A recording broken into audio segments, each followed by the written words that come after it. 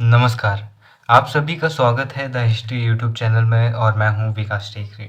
आइए जानते हैं एनसीईआरटी क्लास 7 चैप्टर 4 मुग़ल साम्राज्य क्या कहता है। हम यहां पर जानेंगे मुग़ल साम्राज्य के बारे में और उनके प्रमुख शासकों के बारे में, साथ ही इस समय भारत में और क्या चल रहा था, विश्व में और क्या चल रहा था और पड़ोसी देशों में क्या चल रहा था, ये जानेंगे। साथ ही इस संदर्भ यानी कि इस तरीके से इस चैप्टर को पढ़ेंगे कि आप इस क्लास के स्टूडेंट हैं या फिर किसी कॉम्पिटिटिव एग्ज़ाम्स की तैयारी कर रहे हैं, तो आपको काफ़ी अच्छे से समझाने का प्रयास करूंगा। मैं यहाँ पर केवल इस अध्याय को कहानी के तौर पर पढ़कर आपको सुनाऊंगा, ताकि आपके दिमाग में ये बैठ सके और आपको ध्यान से स्क्रीन की ओर देखना है और कान को इस स्पीकर की ओर लगाकर सुनना है। दोस्तों, इसके बाद आप ये कर सकते हैं कि हमारे चैनल में एनसीईआरटी टेस्ट करके एक प्लेलिस्ट है, उसमें जाकर आप इस अध्याय 4 के टेस्ट को देकर अपने आप को परख सकते हैं कि आपने क्या सीखा।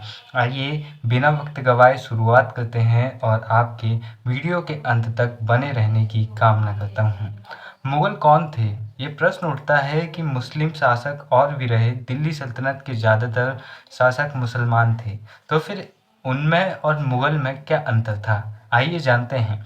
मुगल दो महान शासक वंशों के वंशज थे। माता की ओर से वे मंगोल शासक चंगेज़ खान, जो चीन और मध्य एशिया के कुछ भागों पर राज करता था, के उत्तराधिकारी थे। पिता की ओर से वे ईरान, इराक एवं वर्तमान तुर्की के शासक तैमूर के वंशज थे।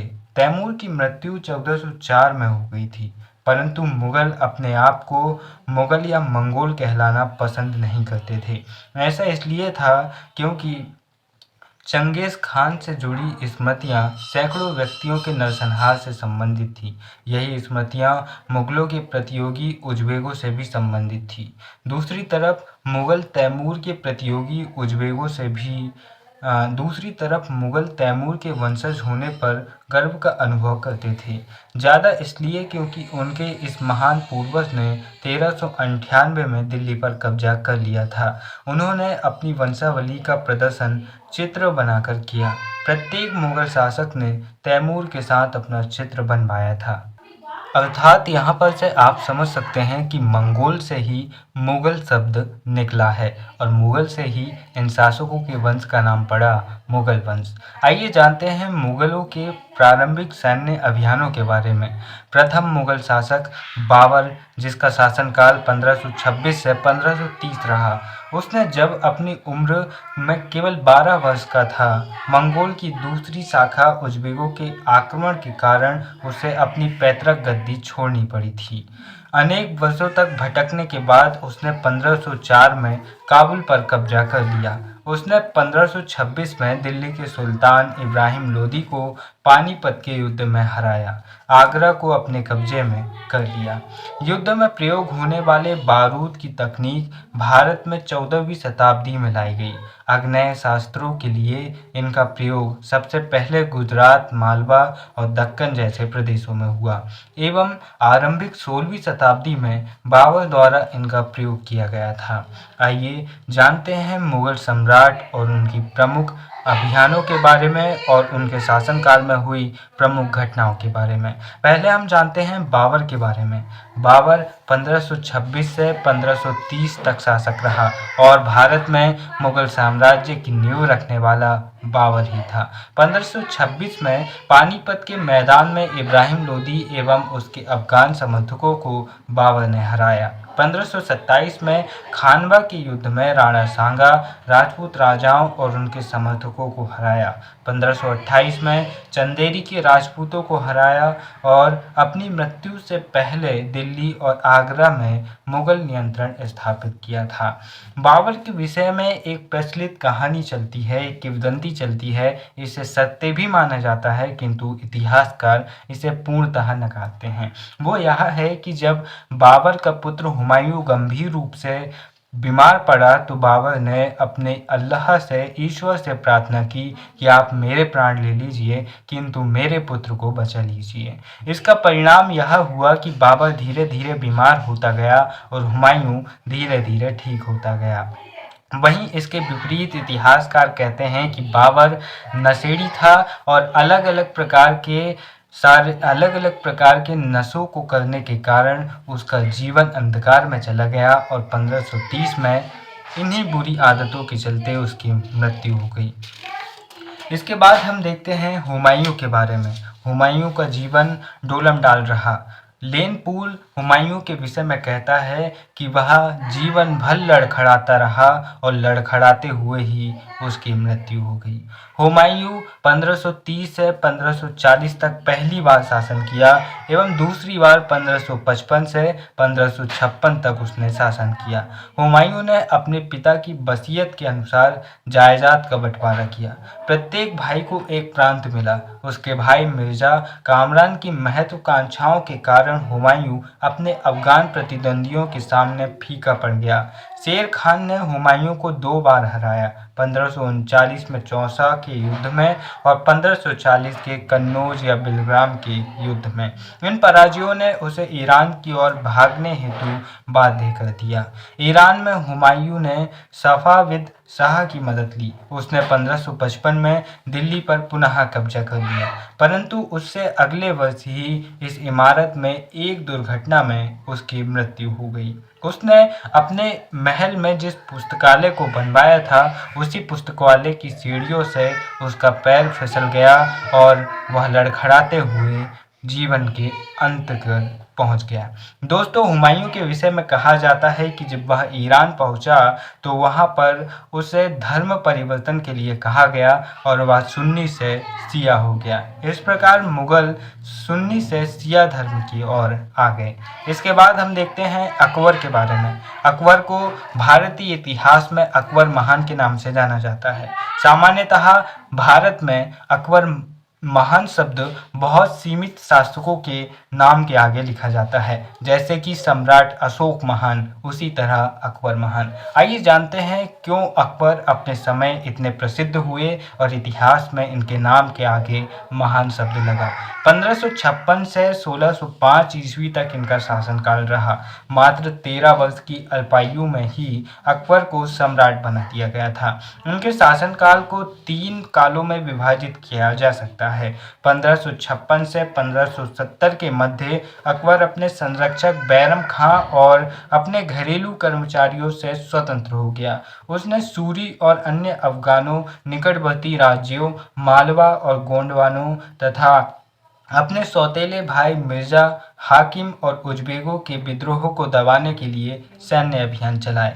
1568 में सिसोदियों की राजधानी चित्तौड़ और 1569 में रणथंबोर पर उसने कब्जा कर लिया।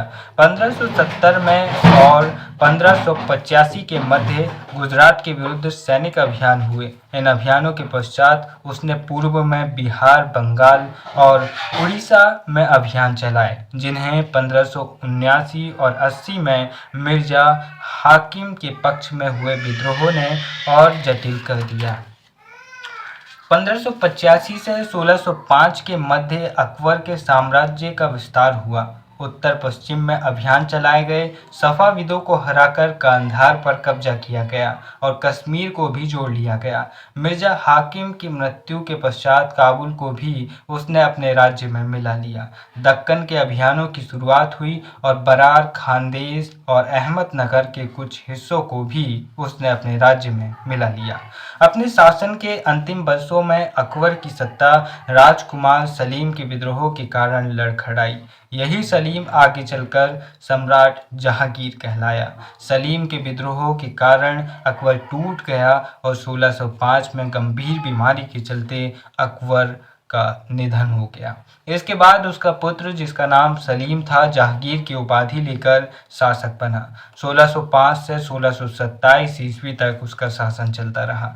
एक बात जो मुगल वंश के विषय में सबको खटकती है कि हर राजकुमार ने यहाँ पर गद्दी पाने के लिए विद्रोह किया, चूंकि इसके पीछे एक नीति, एक सिद्धांत चलता है जो मंगोलों या तुर्कों से संबंधित है। यह सिद्धांत यह था कि राजा वही बनेगा जो शक्तिशाली होगा। यहाँ पर ज्येष्ठ पुत्र का सिद्धांत नहीं था, जबकि भारतीय राजाओं में ज्येष्ठ पुत्र का सिद्धांत चलता है। जो सबसे बड़ा पुत्र होता था वही राजा बनता था।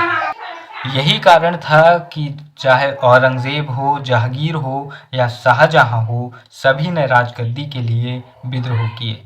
जहांगीर ने अकबर के सैन्य अभियानों को आगे बढ़ाया। मेवाड़ के सिसोदिया शासक अमर सिंह ने मुगलों की सेवा स्वीकार की। इसके बाद सिखों, अहोमों और अहमदनगर के खिलाफ अभियान चलाए गए, जो पूर्णतः सफल नहीं हुए। जहांगीर के शासनकाल के अंतिम वर्षों में राजकुमार खुर्रम, जो बाद में सम्राट शाहजहां कहलाया, ने विद्रोह किया। जहांगीर की दूसरी पत्नी नूरजहां ने शाहजहां को हाशिए पर धकेलने के प्रयास किए, जो असफल रहे। जहांगीर के शासनकाल में एक महत्वपूर्ण योगदान उसकी पत्नी नूरजहां, या फिर जिसका वास्तविक नाम मेहरुन्निसा था, इससे भी रहा। दोस्तों, 1611 में जहांगीर ने मेहरुन्निसा से विवाह किया, उसे नूरजहां की उपाधि दी। इतिहास सदैव ही अपने आप को स्मरण करता है। इतिहास में आप कभी रंग कुपते हैं तो कभी राजा। शाहजहां की शासनकाल, उसका समय हमें इस बात का संपूर्ण प्रमाण देता है। 1627 से 1658 के मध्य शाहजहां का शासनकाल रहा। शाहजहां के समय को स्थापत्य कला का स्वर्णयुग कहा जाता है, वहीं इनके पिता जहांगीर के समय को चित्रकला का स्वर्णयुग कहा जाता था। जहां शाहजहां ने अपना सारा धन अपना राजकोष इमारतों के निर्माण में लगा दिया। उसने ताजमहल जैसी विश्व की अद्भुत इमारत को बनाने में 20 साल और सैकड़ों रुपए खर्च कर दिए। दक्कन में शाहजहां के अभियान जारी रहे थे। उसने अपने पिता के समय से चल रहे अभियानों को जारी रखा था। अफगान अभिजात जहान लोदी ने विद्रोह किया और वह पराजित हुआ। अहमदनगर के विरुद्ध अभियान हुआ, जिसमें बुंदेलों की हार हुई। ओरछा पर कब्जा कर लिया गया। उत्तर पश्चिम में बल्ख पर कब्जा करने के लिए उज़्बेकों के विरुद्ध अभियान हुआ, जो असफल रहा। परिणाम स्वरूप सफाविदों के हाथ में कांधार चला गया। 1632 में अंततः अहमदनगर को मुगलों के राज्य में मिला लिया गया और बीजापुर की सेनाओं ने सुलह के लिए निवेदन किया। 1657 से 58 के मध्य शाहजहां के पुत्रों के बीच उत्तराधिकार को लेकर युद्ध प्रारंभ हो गया। इस गृह युद्ध में औरंगजेब को विजय प्राप्त हुई और दारा सिकोह समेत उसके तीनों भाइयों को मौत के घाट उतार दिया गया। शाहजहां को उसकी शेष जिंदगी के लिए आगरा में कैद कर दिया गया। जो शासक अपनी स्थापत्य कला के लिए जाना जाता था, वह अपनी स्थापत्य में ही दफन हो गया। औरंगजेब इसके बाद गद्दी पर बैठा।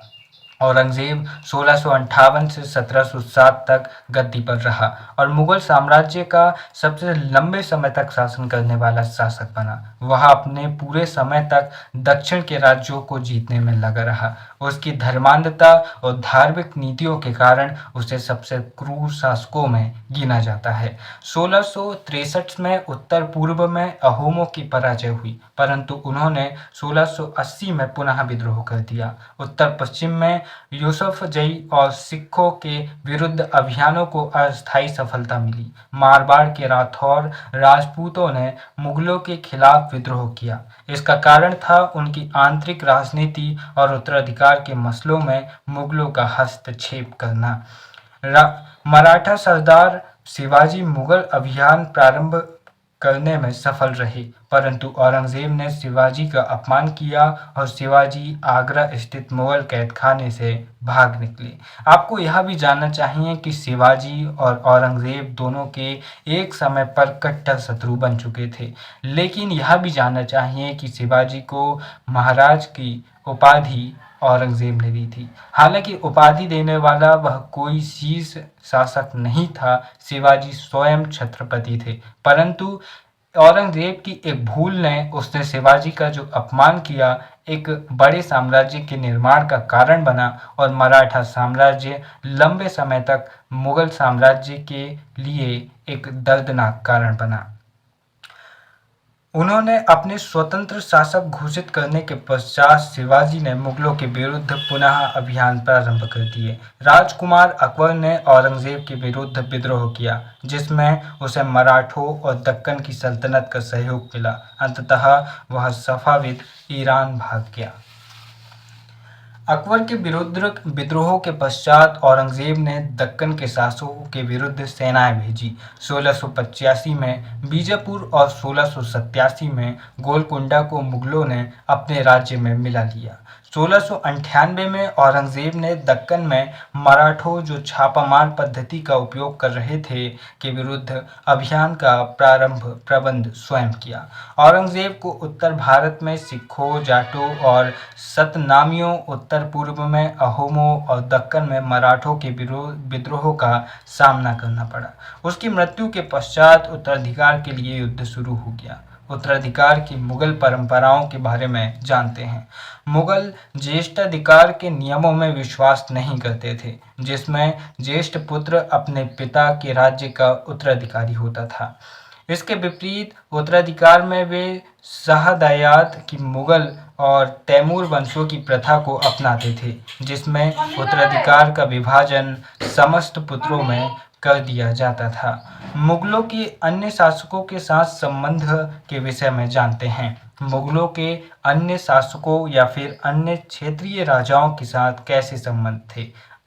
मुगलों ने उन शासकों के विरुद्ध लगातार अभियान किए जिन्होंने उनकी सत्ता को स्वीकार करने से इनकार कर दिया। जब मुगल शक्तिशाली हो गए तो अन्य कई शासकों ने स्वेच्छा से उनकी सत्ता स्वीकार कर ली। राजपूत इसका एक अच्छा उदाहरण है। अनेक उनके उनको माफ कीजिए उनको मुगल घरानों में अपनी पुत्रियों की विवाह करके उच्च पद प्राप्त हुए थे। जैसे जहांगीर की मां कछवा राजकुमारी थी, वह अंबर यानी आमेर वर्तमान में जयपुर के राजपूत शासक की पुत्री थी।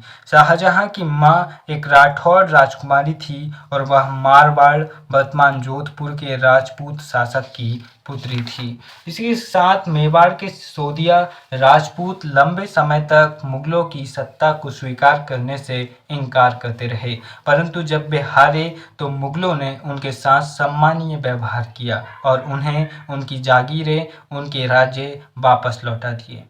पराजित करने परंतु अपमानित न करने के बीच सावधानी से बनाए गए संतुलन की वजह से मुगल भारत के अनेक शासकों और सरदारों पर अपना प्रभाव बढ़ा पाए, परंतु इस संतुलन को हमेशा बरकरार रखना कठिन था। जब शिवाजी मुगल सत्ता स्वीकार करने आए तो औरंगजेब ने उनका अपमान किया। इस अपमान का क्या परिणाम हुआ यह हम जानते हैं।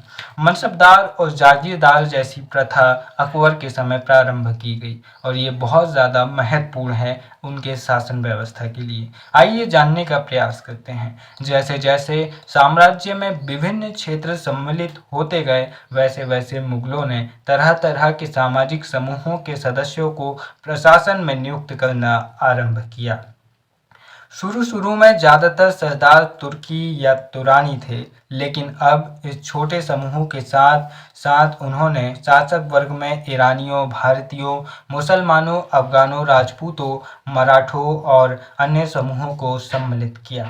मुगलों की सेवा में आने वाले नौकरशाह मनसबदार कहलाए। मनसबदार शब्द का प्रयोग ऐसे व्यक्ति के लिए होता था जिन्हें कोई मनसब यानी कोई सरकारी हैसियत अथवा पद मिलता था। यह मुगलों द्वारा चलाई गई श्रेणी व्यवस्था थी, जिसके जरिए पद, वेतन एवं सैन्य उत्तरदायित्व निर्धारित किए जाते थे। पद और वेतन का निर्धारण जात की संख्या पर निर्भर करता था। जात की संख्या जितनी अधिक होती थी, दरबार में अभिजात की प्रतिष्ठा उतनी ही बढ़ जाती थी और उसका वेतन भी उतना ही अधिक होता था। आइए जानते हैं जात की श्रेणियां किस तरह से निर्धारित होती थी। 5000 जात वाले अभिजातों का दर्जा 1000 जात वाले अभिजातों से ऊंचा होता था। अकबर के शासनकाल में 29 ऐसे मनसबदार थे जो 5000 जात की पदवी के थे। औरंगजेब के शासनकाल तक ऐसे मनसबदारों की संख्या 79 यानी 79 हो चुकी थी, जो सैन्य उत्तरदायित्व मनसबदारों को सौंपे जाते थे। उन्हीं के अनुसार उन्हें घुड़सवार रखने पड़ते थे। मनसबदार अपने सवारों को निरीक्षण के लिए लाते थे। वे अपने सैनिकों को घोड़े से दगवाते थे एवं सैनिकों का पंजीकरण करवाते थे। इन कार्यवाहियों के बाद ही उन्हें सैनिकों को वेतन देने के लिए धन मिलता था। दोस्तों, आपको बता दें कि अलाउद्दीन खिलजी के समय से ही सैनिकों को नगद वेतन देने एवं घोड़े के लिए दाग प्रथा का प्रारंभ हो चुका था। घोड़े को दागने की प्रथा से आशय जो उच्च कोटि के घोड़े थे उन पर एक विशेष प्रकार का निशान बना दिया जाता था, जिससे उनकी उच्च कोटि का पता चलता था। मनसबदार अपना वेतन राजस्व एकत्रित करने वाली भूमि के रूप में पाते थे, जिन्हें जागीर कहते थे, और जो तकरीबन एक गांव के समान थी। परंतु मनसबदार मुक्तियों से भिन्न अपने जागीरों पर नहीं रहते थे और ना ही उन पर प्रशासन करते थे। उनके पास अपनी जागीरों में से केवल राजस्व एकत्रित करने का अधिकार था।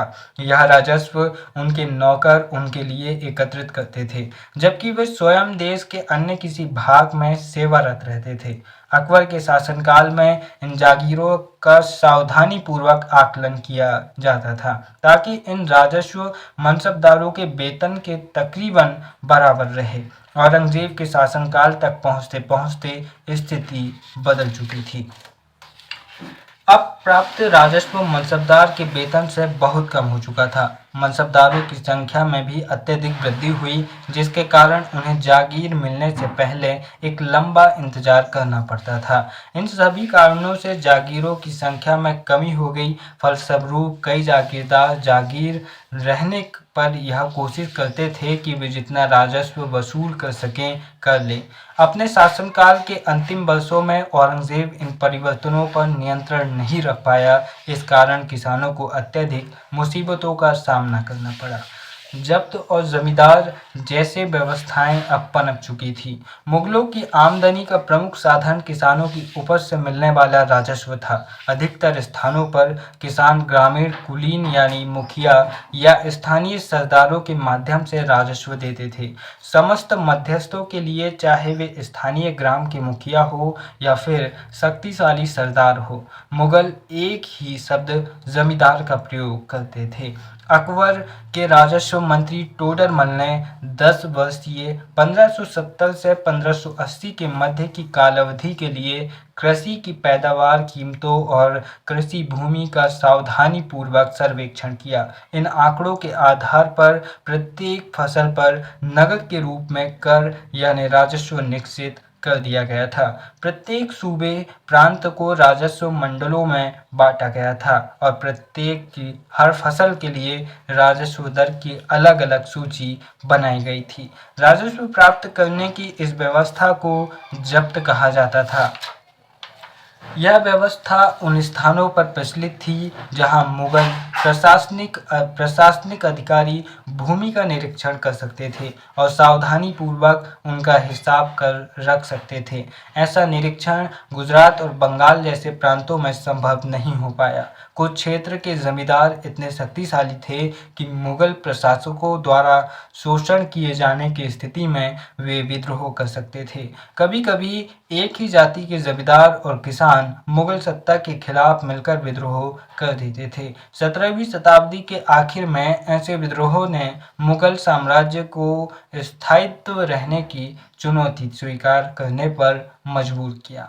अकबरनामा और आईने अकबरी जैसे प्रमुख ग्रंथ हमें इस समय देखने को मिलते हैं। अकबर ने अपने करीबी मित्र और दरबारी अबुल फजल को आदेश दिया कि उसके शासनकाल का इतिहास लिखा जाए। अबुल फजल ने यह इतिहास 3 जिल्दों यानी 3 भागों में लिखा और इसका शीर्षक है अकबरनामा। पहली जिल्द में अकबर के पूर्वजों का बयान है और दूसरी में अकबर के शासनकाल की घटनाओं का विवरण, तीसरी में आईन अकबरी है। इसमें अकबर के प्रशासन, घराने, सेना, राजस्व और साम्राज्य के भूगोल का ब्यौरा मिलता है। इसमें समकालीन भारत के लोगों की परंपराओं और संस्कृतियों का भी विस्तृत वर्णन मिलता है। आईने अकबरी का सबसे रोचक आयाम है विविध प्रकार की चीज़ों, फसलों, पैदावार, कीमतों, मजदूरी और राजस्व का सांख्यिकीय विवरण हमारे सामने प्रस्तुत करना। अकबर की नीतियाँ सबसे ज़्यादा हमें चौंकाती है, क्योंकि कोई भी शासक महान तब नहीं कहलाता जब वह बड़ी-बड़ी विजय प्राप्त करे। वह महान तब कहलाता है जब वह अपने राज्य का शासन कुशलतापूर्वक करे, जब वह सभी धर्मों में सद्भाव बनाकर रखे और उसकी नीतियाँ ऐसी हो जो आने वाले कई शताब्दियों तक लोगों के ज़हन में रहे। अकबर की नीतियों को देखते हैं। प्रशासन के मुख्य अभिलक्षण अकबर ने निर्धारित किए थे और इसका विस्तृत वर्णन अबुल फजल की अकबरनामा विशेषकर आईने अकबरी से मिलता है। दोस्तों, शेर शाह सूरी और बहुत सारे ऐसे शासक जो दिल्ली सल्तनत के थे, उनकी नीतियों से प्रेरणा लेकर अकबर ने अपनी नीतियों का निर्माण किया था। अबुल फजल के अनुसार साम्राज्य कई प्रांतों में बटा हुआ था, जिन्हें सूबा कहा जाता था। सूबों के प्रशासक सूबेदार कहलाते थे, जो राजनीतिक तथा सैनिक दोनों प्रकार के कार्यों का निर्वाह करते थे। प्रत्येक प्रांत में एक वित्तीय अधिकारी भी होता था, जो दीवान कहलाता था। कानून और व्यवस्था बनाए रखने के लिए सूबेदार को अन्य अफसरों का सहयोग प्राप्त था, जैसे कि बख्शी, जो सैनिक वेतन अधिकारी था, सदर, जो धार्मिक और धर्मार्थ किए जाने वाले कार्यों का मंत्री था, फौजदार, जो सेना नायक था, और कोतवाल, जो नगर का पुलिस अधिकारी था। ये सभी सूबेदार की सहायता के लिए तत्पर रहते थे। अकबर के अभिजात बड़ी सेनाओं का संचालन करते थे और बड़ी मात्रा में वे राजस्व खर्च कर सकते थे। जब तक वे वफादार रहे, साम्राज्य का कार्य सफलतापूर्वक चलता रहा, परंतु 17वीं शताब्दी के अंत तक कई अभिजातों ने अपने स्वतंत्र ताने बाने बुन लिए थे। साम्राज्य के प्रति उनकी वफादारी उनकी निजी हितों के कारण कमजोर पड़ गई थी। 1570 में अकबर जब फतेहपुर सीकरी में था, तो उसने उलेमा, ब्राह्मणों, जेसुइट पादरियों, जो रोमन कैथोलिक थे, और जरूथत धर्म के अनुयायियों के साथ धर्म के मामलों पर चर्चा शुरू की। ये चर्चाएं इबादत खाने में हुई थी।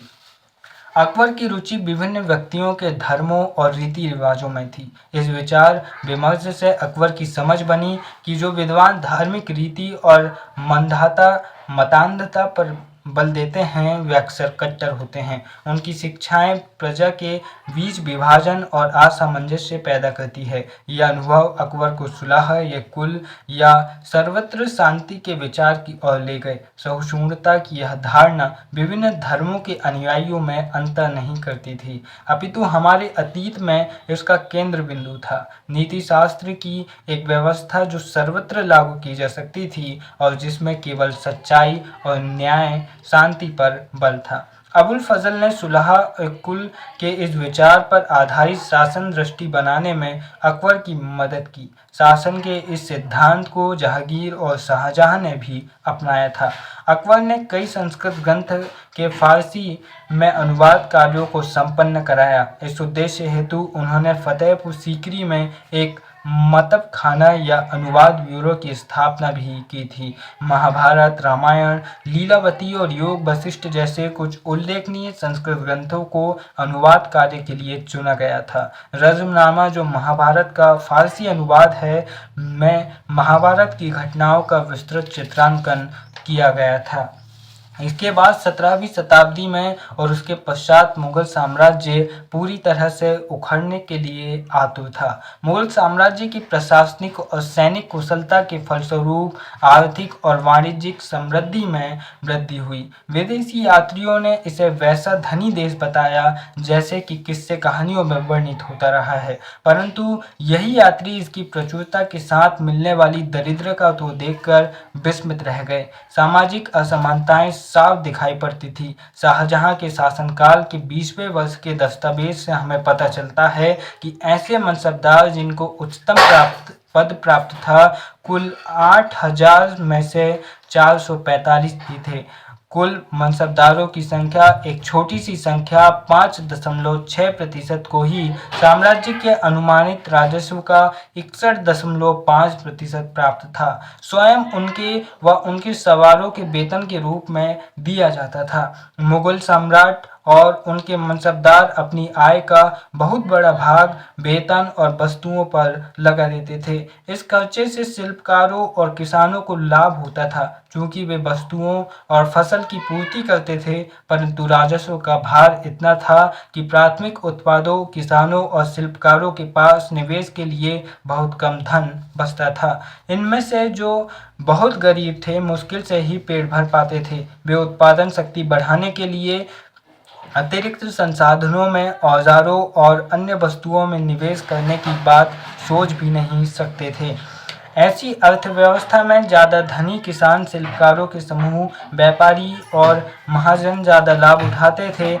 वहीं जो कार्य करने वाले श्रमिक होते थे, उनकी स्थिति दयनीय थी। खेतिहर मजदूर और जो बैगारी करने वाले थे, उनकी स्थिति शोचनीय हो चुकी थी।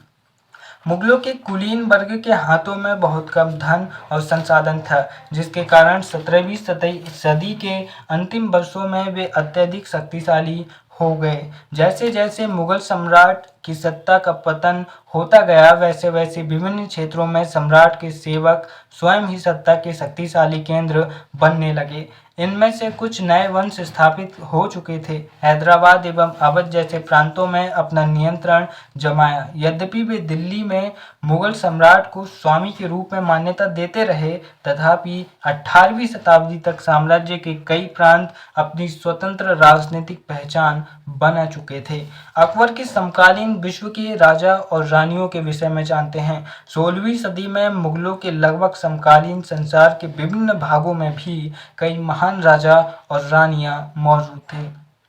इनमें ऑटोमन तुर्की के सुल्तान सुलेमान, जिनका शासनकाल 1520 से 1566 था, शामिल है। उसके राज में ऑटोमन राज्य का विस्तार यूरोप की ओर हुआ। उसने हंगरी को अपने राज्य के साथ मिला लिया और ऑस्ट्रिया को घेर लिया। उसकी फौजों ने बगदाद और इराक भी हथिया लिया। मोरक्को तथा उत्तरी अफ्रीका का बहुत सा हिस्सा ऑटोमन सत्ता को मानता था। सुलेमान ने ऑटोमन नौसेना का पुनर्गठन किया।